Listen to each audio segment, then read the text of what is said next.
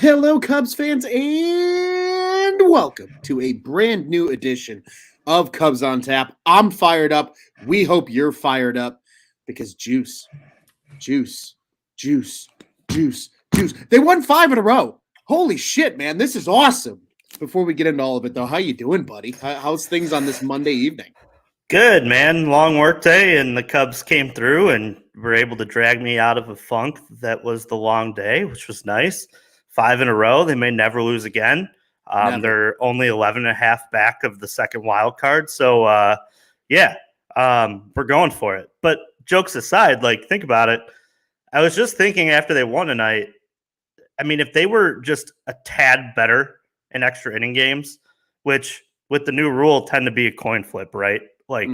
Absolutely. Imagine where they're at, Yeah. or in one-run games in general. Because I think that they're 13. They're bad. I think they've lost 20-some one-run games. I mean, it's up there. Even cut it in half, and convert some of those. They're not far off, man. But tonight we got a lot of good to talk about. Yeah, we do have a lot of good to talk about, and I was actually trying to get you a number there for you on one loss. I had it. One run losses.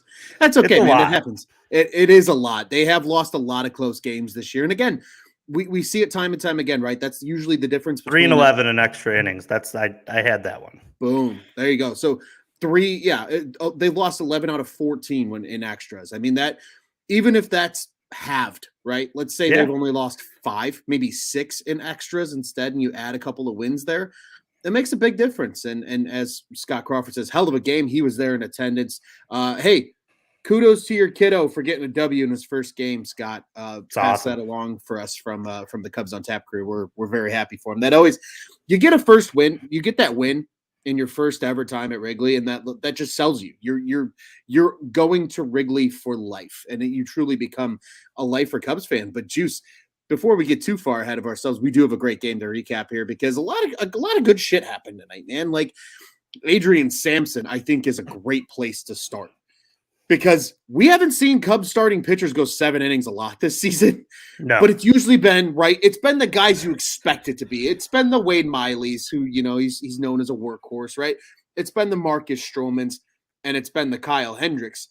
Nobody expected Adrian Sampson to go 7 innings of 2-run, 3 strikeout, 1 walk ball tonight. And guess what? He did it. And you love to fucking see it, Juice. Yeah, and a lot of his starts this year, it's almost been like Kyle Hendrick-esque. Like you're imagining that this guy's going to – because he doesn't throw very hard, doesn't have, outrageous, overpowering stuff. But he's just really good at, thinking through, getting pitcher or hitters on bad timing and working, around the plate. And I think, that's just such a lost art today that I enjoy watching him pitch in a lot of his starts. And he's been very successful. It's like found money. I know Joey was tweeting about him tonight. Props for him. So excited about this guy, and I mean I am too. It's like when it's that found $20 that we always talk about, right? You're washing your pants, and you went out and you found $20 from a couple nights ago, and now you're it's found money, and it's nice to watch him have success, and like I said, not overpowering, not the best stuff, but he's just a true major leaguer that goes out and competes and hits his spots and knows that he has to hit the spots. And when he doesn't have it, he just battles. And you gotta love that from a guy like that who's a tweener. And yeah, I think he's a guy that is very versatile. You could fit him in the bullpen. You could fit him in the starting rotation, depending on what you need via injuries. I think it's a guy that they should definitely hang on to and see if they can find a spot, carve out. Maybe he becomes that long man because Keegan Thompson and Justin Steele are in this rotation next year, and maybe you're looking at Sampson as a guy who can pitch 4 innings at the back of that and bridge you on a day that maybe you've exhausted your bullpen a couple days before, or you're playing a doubleheader and you're going to need or you get a short start out of a starter and he mops it up and keeps you in the ball game early. Those guys are so valuable and they're never talked about. But the minute you don't have one, you're like, I need it. I need a guy like that. And yeah, the pitch, it just speaks so much volume to the pitch lab that we always talk about on the show. And I think it's just a theme, man. It's an absolute theme to this team. It's going to be a theme for these new prospects that they just drafted. Mm-hmm. And I'm sure that there's going to be another Adrian Sampson that we're talking about, next year. Right. And we're laughing at, and we're saying, where'd this guy come from? And he had terrible stats somewhere else, but they get him into that pitch lab and say, all right, this is what you do well. Go do it. Mm-hmm. And this is what we see on the data. And this is what you're good at. Go be it and go out there and just compete, because the Cubs just seem to find these guys that compete, right? And that's how you turn a rebuild around so much quicker. Absolutely. And Juice, you stole the words right out of my mouth. And I love when that happens because we're always on the same page. It is the Juice and Luce show on occasion for good reason, my friend, because you nailed it. If nothing else, for people to get excited about a guy like Adrian Sampson, another guy we're going to talk about here in a few seconds, and a guy like Scotty Effross, is that the Cubs front office can identify these guys that have stuff. There's something there that they like, that they know they can tap into. And getting these guys into the right position in that pitch lab and allowing them to utilize what they do well, right? And all of a sudden, we're seeing these guys start coming up, right? Like Matt Swarmer was kind of that first, like, prototypical, stereotypical, like, St. Louis Cardinals of old. You've never heard of him. He comes out of nowhere and he does the job, right? Sampson kind of becoming that guy as well. Scotty Effross is another name, and then we're going to talk about it in just a second. But Jake Buznowski, good friend of the show, one of the guys over at the Dingers podcast. Be sure to follow those guys as well at Dinger Cubs on Twitter because they're awesome. And he says, and Sampson's not getting traded, right? Like, no way they have the pitching depth for it. I agree. I don't think they do trade him. And he says it's actually kind of laughable for him to even think about he has any kind of trade value. I mean, you never know.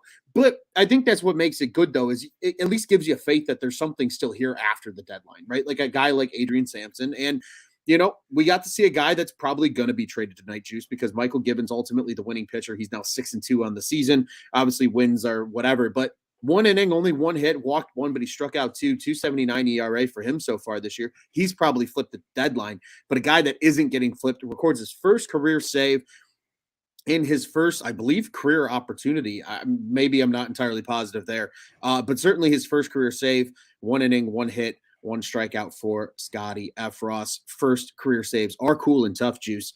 But again, another guy that you can tip the cap of to that pitching lab.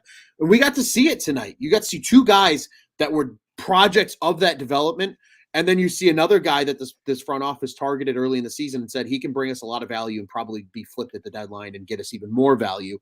We got to see the whole show tonight, Juice, and they only had to use 3 pitchers, and you love that, especially in a win. Yeah, you mentioned Effross and you mentioned, Sampson in that pitch lab mix.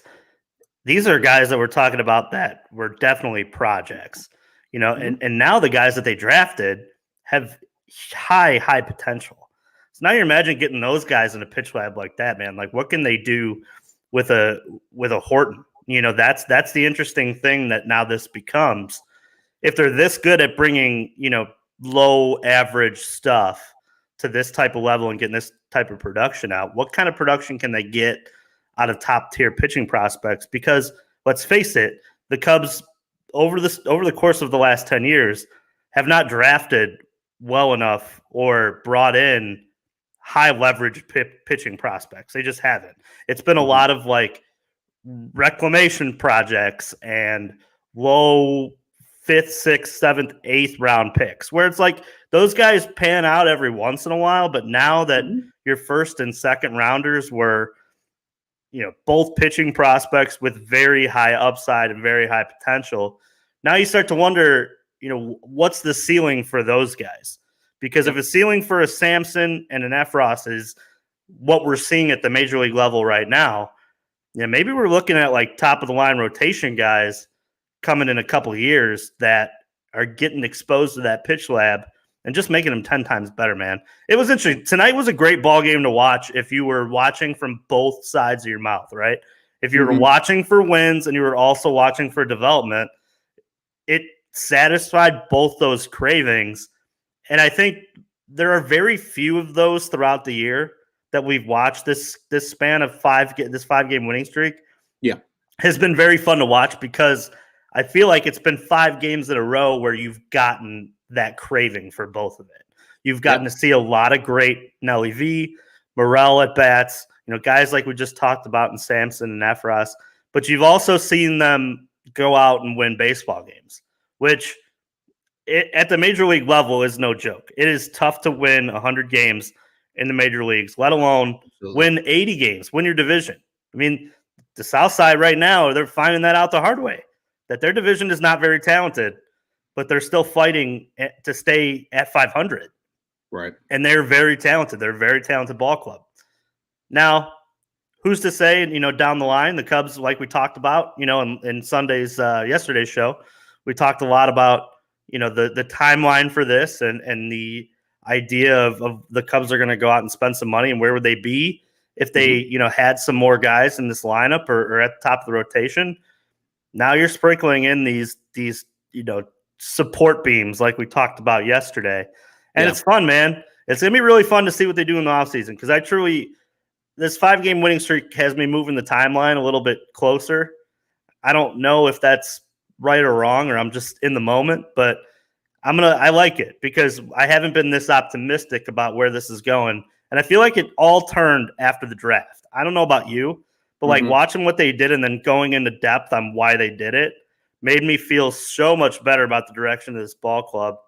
And if they compete over the second half of this season, get to free agency, and then just, put their nuts on the table and say, hey, we're open for business. How great would that be? How awesome would it be to look at this division that realistically, fingers crossed the Cardinals don't go and get Juan Soto, because we would hate our lives at that point. But hey, man, like it would be wide open. Milwaukee is not that impressive. They're not playing great baseball either right now. I mean, they can pitch, but they have a real hard time hitting. And the fact of it is if the Cubs can make some right moves, maybe you are looking at this division being closer to a 500, winner that wins the Central. And the Cubs, like I said, a couple one-run games that you win, and a couple more, at bats for that middle of the lineup, and you bring up some of these prospects that we're seeing have success, like Canario. Who knows what's in store for next year? Yeah, and honestly, Juice, I'm right there with you, and as is Jake. He says here in the comments, between this streak and the players they're getting contributions for it, and how the minor leaguers are doing, I agree with you, Juice. I'm optimistic, and I agree with you as well, Juice, because I am also optimistic at what this team can be. Right, we're seeing, like you said, I think after the draft, it gave you a little more confidence in what the plan is that this front office has put in place, right? You're when you need that time lapse, right? You need that. Okay, they need to have these multiple meaningful times of acquisition, right? Whether it's the offseason, whether it's the draft, whether it's, all those, the trade deadline, right? That's that influx of talent. And once you've seen enough of it, because really this is what, the second full season, truthfully, of this front office being truly at the helm.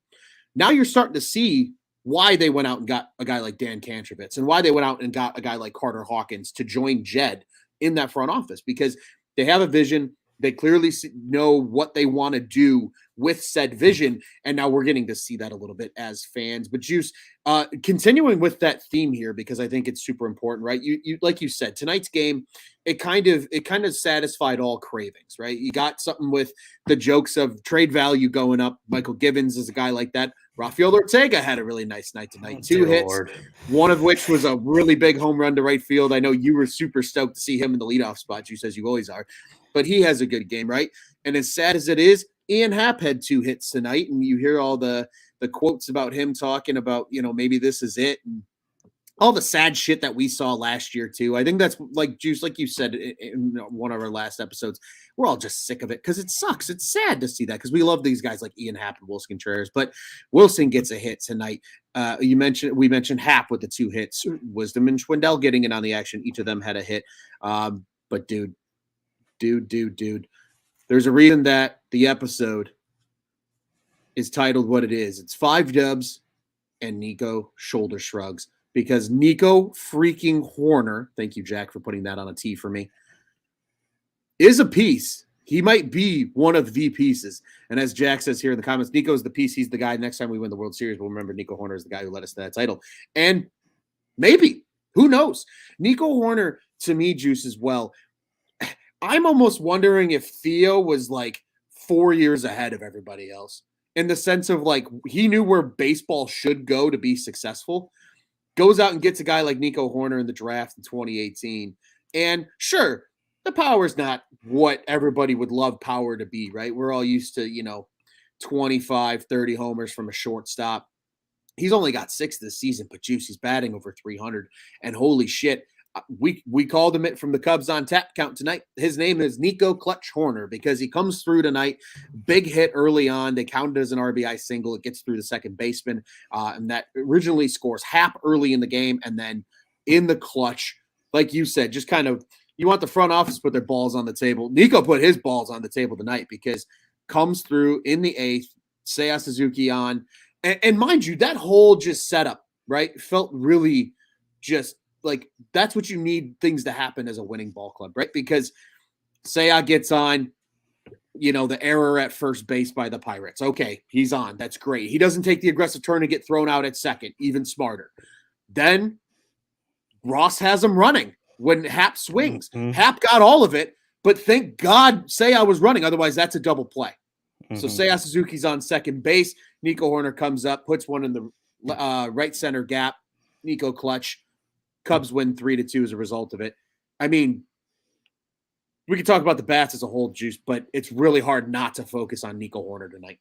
I have so many thoughts to this, and that's the fun part about getting on this show, because when you start talking about all these different aspects of what happened tonight, it just starts, ringing alarm bells in my head on things that I've thought about throughout the day.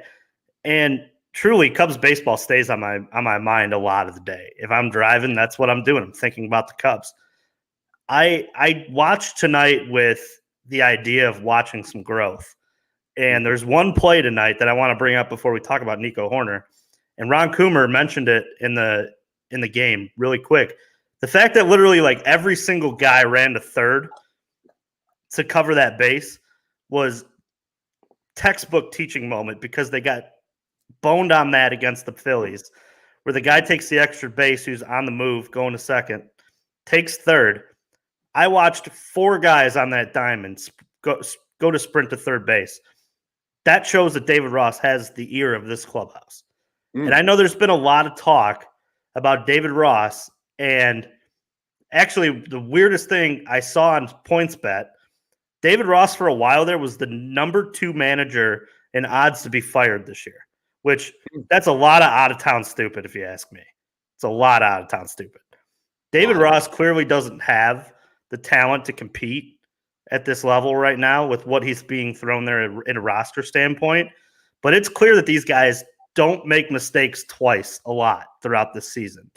And when they got by that Philly base runner and he was able to take third and that run ends up coming around, it's clear that David Ross at a team meeting the next day, or maybe even in the dugout that moment, was shouting how everybody needs to know their assignments when they're going in the shift there. And they absolutely did. I just wanted to point that out before I got to Nico Horner. But yes, Nico Horner is absolutely becoming my equivalent to what Marcus Stroman is for the rotation.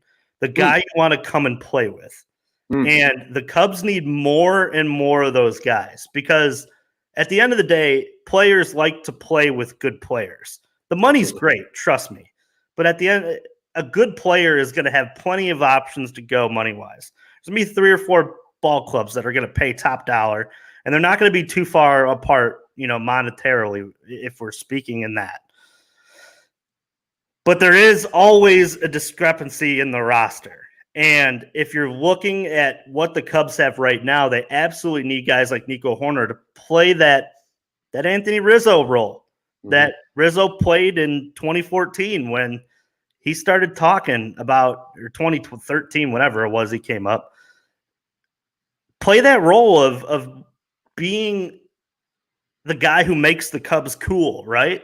Like for a while there, like Rizzo was appointment television. It was just him. It was like Rizzo, and they had Rizzo and the Funky Bunch. Yeah, they had Nate Shearholz out there, and they had Luis Valbuena at third. Like there was R.I.P. there was some bad, like, and at the end of the day, like you need a guy like that to vitalize your image. And I think that Nico Horner does that in just so many ways. He's fun out there. Like he's flashy with the glove. He has all of these tools that make him a prototypical 5-tool player. And then not only that, then now in this last offseason, he gets in the weight room and puts a bunch of weight on. And now he's driving the ball more out of the ballpark and deeper and into the gaps more often and hitting for more extra bases. It's just awesome to see. And then it starts to spark my mind. If this is what he got out of this year, if he takes this same approach next year and puts on even more weight in terms of muscle, I'm not saying like go out there and eat a bunch of hamburgers and French fries, Nico, but keep getting athletic. Look like me. Don't look like me at the end of the offseason. Me neither. Keep getting athletic, keep getting stronger, be able to drive the ball. There's no reason why Nico Horner can't be a 20, 25 home run guy. There's no reason why he can't. He absolutely, if he puts on more weight and more strength, has that power. Yeah. And I love the fact that he hits to all bases. I mean, he hits all fields, man. Like if you want him to go the other way in a key at bat, he absolutely does it. A lot of people, and this is what I took from the last at bat that he drove it in. He gets that hanger in the middle of the plate, and a lot of guys just try to pull that ball right as far as they can pull. No, what did he do? He sat on it, drove it the other way, put it in the gap, and that's all he needed to do. He went up there ready to hit, knew that if he got this pitch and it hung, he was going to hang it and bang it, and he did. But he didn't do too much with it. I think the Cubs for a long time had a lot of hitters that they saw that their eyes lit up and they tried to hit it, all the way into Lake Michigan. Right. Now you got some of these guys on this team that are just trying to, hey, let's just get it out there, man. We put some pressure on the defense, like we talk about on the show all the time. Baseball teams are not built defensively anymore. They're not. They're built for lineups, for power. They're built, for hitting. They're not. They're a lot of teams are putting the defensive side, to the right, and we're kind of seeing that on the south side. They don't field the ball and pick it up and throw it to first either, and that's a problem. That's why they're in this fight. So it's interesting to see, man. Like so many two-way players. We talk about it in basketball and in hockey, right? If you can throw more two-way guys out there, guys who could score, handle the puck, and score goals and play defense, shut down, get in front, block some shots, things like that, man. Like the more sports are so simple, right? The more guys you can put out there that do a lot well, the better your team is always going to look, right? Yep, absolutely. Especially in the sports where there is no hiding defensively. No. There's no hiding a guy. Now there is in the DH, but there's only one guy who gets to do that. Everybody else has got to play the field. Yep. So, yeah, man, I truly think that if we're truly talking about like a quick turnaround, it's going to start with somebody going, man, Nico Horner is something else. He's been just one hell of a play. I want to play with that guy. Yeah. And it takes, that guy going to his agent and say, hey, contact the Cubs. See, I want to play for the Cubs because I want to be with this team and Nico Horner. This seems fun. And I got a manager who knows what he's doing. And it's 1:20 on a Saturday afternoon, and it's packed in there. People are chanting my name, and I'm playing next to Seiya Suzuki and Nico Horner, and there's Marcus Stroman on the mound. It just gets you excited, man. And that's why this 5-game winning streak has been so fun, because now you start to think, man, they have it in them. They can play this kind of baseball, and they've done it consistently. So if they could just get some more talent and get this ball rolling to where this team feels confident that they can win one-run games, that they can win close ball games, imagine where this team could be. It's really exciting. And I think Nico Horner is maybe the catalyst and the driver of all this optimism that we're having right now. Yeah, and Jack agrees with you in the comments, Juice. And I think you're right. I think you're spot on. There needs to be that player that attracts people. And like you said, Anthony Rizzo was that first guy for this team in that last core. And it really does feel like Nico Horner has a very good opportunity here to be that guy. You know who else is going to probably be that guy? Guy like Christopher Morel. A lot of people can get really excited to play with a guy that talented, and he's that young, and he's only going to get better, right? Like, And even Seiya, right? Seiya's an exciting player. Yeah, he's still adjusting to the major leagues, but shit, who's to say next year he doesn't come out and produce like everybody thinks he can as a $17 million a year player on the books? I think it's going to be really interesting. Going back to your point there, just quickly, Juice, on Ross. I love what you said there, right? I think, I think Ross, it's a lot of out of town stupid, and Jake Buznowski even jumps in and says there's a lot of in town stupid as well. Like you said, like he's also still learning to be a manager. This is only his third full season now as manager for the Cubs, and quite frankly, his first season was only a 60-game run. So he's still learning as well. He's kind of growing with this team, but they talked about it extensively. First off, it was cool seeing Ron Coomer on the broadcast tonight. It was a little change and a little flair there with Boog. That was enjoyable, but they talked about it extensively, right? With that culture, right? Like they're like, no matter where this team's been all year, they haven't really gotten down in the dumps. Like they don't get too high and they don't get too low either. And that, they said in the broadcast, is a credit to the manager and the rest of that coaching staff. And I 100% agree. I think everybody that's dishing on Ross is just trying to find a scapegoat to take it out on that this team isn't as talented as it potentially could be. Right? I think that's all it's ever been. Right now, they're going out there, they're playing hard for him. And like you said, they don't make a lot of mistakes twice. That's the sign of good coaching. And it's the sign of good players that are coachable and are willing to learn and are saying, hey, you know what? I love that point. Yes, I'm not afraid to go out there and make a mistake, because we've seen that plenty. And then at the same time, right, like they're also then saying, okay, I made the mistake, I'm not going to do it again. And that's huge. And I absolutely love that. That was a great point by you. Just a couple of the quick comments here, too, that I think are worth addressing, because they fit into our conversation here. Jack also says he's going to get stronger, referring to Nico, going to get better at short and hit more homers. And I completely agree. And you know what? I don't hate this comment. I don't think Correa is coming here, but I love this other comment from Jack. He says, if Correa or Bogarts want to play third, I'm happy to sign either, as long as Nico stays at short. And honest to God, the more and more Nico Hoerner plays shortstop, the more and more I'm comfortable saying he is this team's shortstop for the long term. And because there's no guarantee, right? Christian Hernandez is probably at earliest 2025, at the very earliest, right? Ed Howard just lost a year of development because he's hurt. Kevin May just finally got promoted to, I believe it was South Bend, so he's only at high A ball. A lot of your top shortstop prospects in this system right now are all at your lower levels.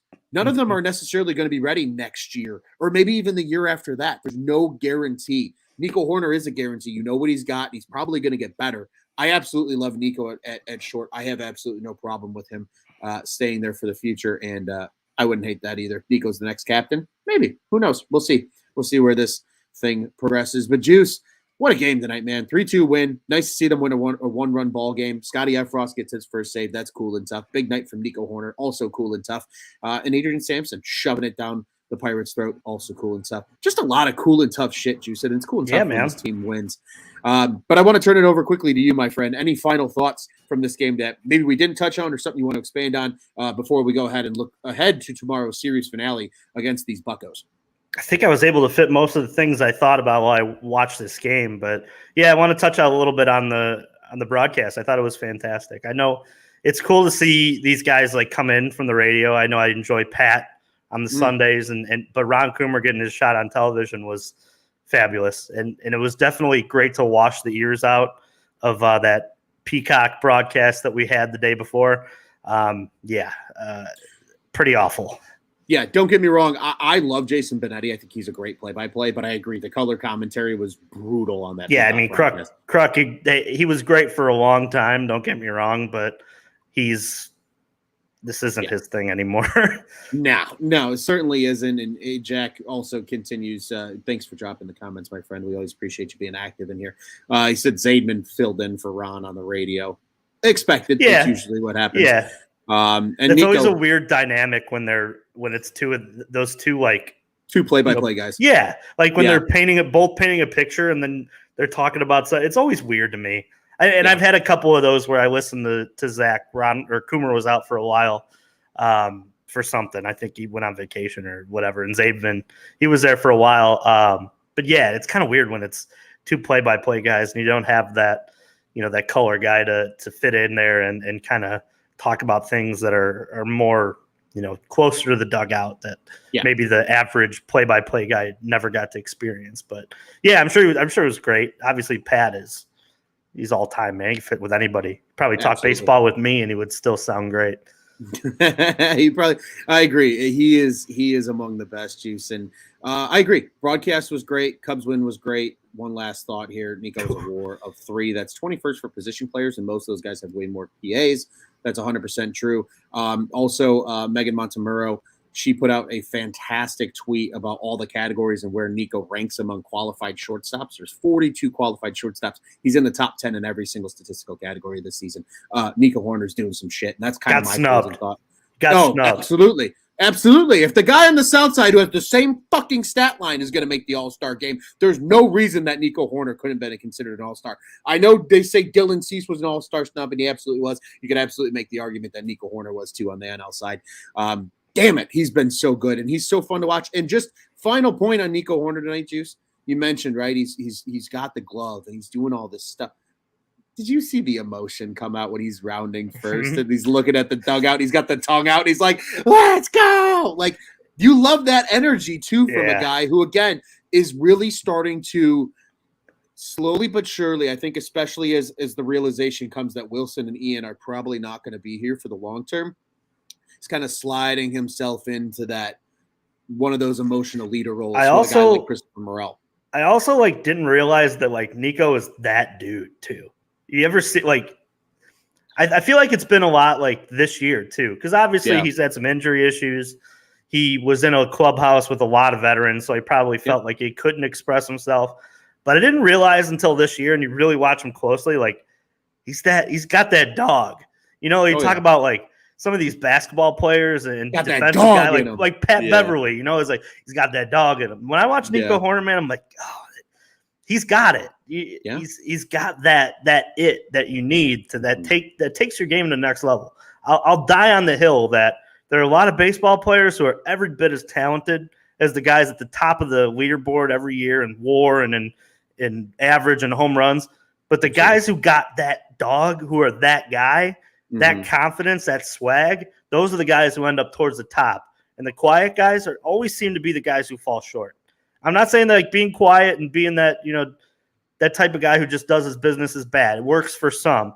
But for most of them, if you're that guy who's that competitive, it just fuels your play, makes you 1,000 times better. And it's cool to see that he was very silent for a very long time, but now you're seeing his personality come out, and he's got that dog in him. He sure does. And Juice, it goes back to the age-old saying, right? Look good, play good, play good, live good, die good, right? It's kind of that nature, right? And those top players do like to, they got that feeling, right? You feel good, you play good. And I think we are starting to see that with Nico Horner. What a great win tonight, 3-2 for the Cubbies. We'll certainly enjoy this one. I'm going to wake up tomorrow with a big smile on my face when I have to be up here in about 6 hours. But that doesn't bother me when the Cubs are winning. Be there right with you, buddy. Yeah. Nice cup of coffee. Oh, yeah, good old cup of Joe. In the morning, I'll need it as well. But you know what? This Cubs win will boost me in the ass a little bit. It'll be that kick in the ass that I need to get my day started. But Juice, the Cubs and Buccos are not done as we look ahead to Tuesday's game. The Cubs and Pirates are back at it at beautiful Wrigley Field on Tuesday, July 26th. Of the year 2022. It is a beautiful 1:20 start on a Tuesday. Lucky bastards if you get to go to the game. You know the drill. If you're listening in the Pirates Network, 100.1 FM, KDKA AM 1020, or where you can find it on the radio, AT&T Sportsnet Pittsburgh. If you are watching on television, Cubs at 670 to score, WRTO 1200 and Marquee Sports Network. And this game will be on MLB Network only for those that are out of market. So if you're tuning in from out of market, you can catch this one over on the MLB Network. For the Pirates, it will be right-handed pitcher Bryce Wilson on the bump. He's 1-5 on the season with a 6.52 ERA. And as for the Cubbies, he's been appointment television for Juice all season. It'll be Keegan Thompson on the bump, the right-hander, 7-4 on the year with a 3.43 ERA. Juice, I will turn this one over to you, my friend, for a preview of what we expect from tomorrow's game. And can the Cubs get the job done and get the sweep against the old Buccos? I am really excited to actually watch this one. I'll get a chance to watch half of it because I'll be working from home tomorrow, and then heading out and going on a call. So I'll be able to grab the first half of this game and then catch the second half with Pat in the car. I'm hoping that tomorrow they don't run into as many outs on the bases. That was a problem tonight, something we haven't talked about. All things seem to go away in those terms when you win. But I'm sure that David Ross, much like the covering third on the shift, is talking about that with his guys. Like, hey man, like we won that ball game, but we ran into a lot of outs on the bases today, and you just can't have that to consistently win baseball games. You pulled it out. You guys got some clutch hitting from Nico late, but let's clean that up. I'm excited to watch Keegan. I think it's all about building, the next start after the next start after the next start from him from here on out to the end of the season, and just keep doing what he's doing.